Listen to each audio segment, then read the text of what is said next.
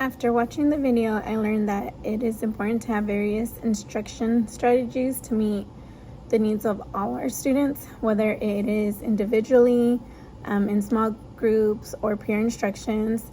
Those are just a few that, as educators, we need to keep in mind. Some students I have learned as a new educator understand better if I approach them individually, to walk them through a math problem step by step, writing it down while they watch and write it down themselves.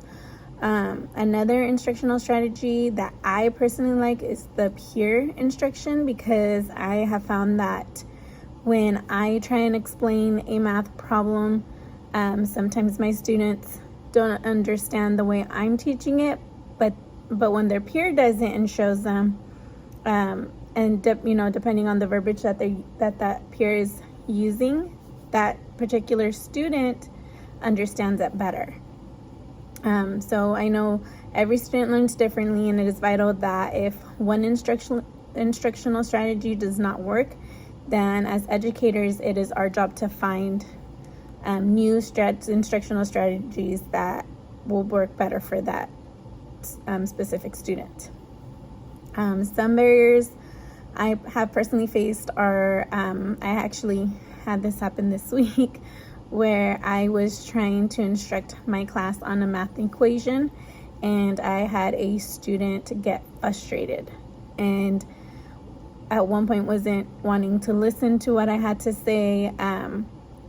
So I ended up doing like an individual instructional strategy with him. I had him by my desk, and I sat with him and I tried explaining the equation to him again, and of course he was still getting frustrated, wasn't wanting to do the work.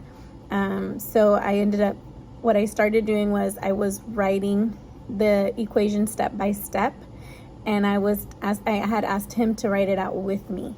And so as I was writing it out, he was writing it out. We were walking through every step, and what ended up happening was that he started to understand what I was trying to explain. And so he ended up apologizing for raising his voice at me, and he ended up thanking me because he finally understood what I was trying to instruct.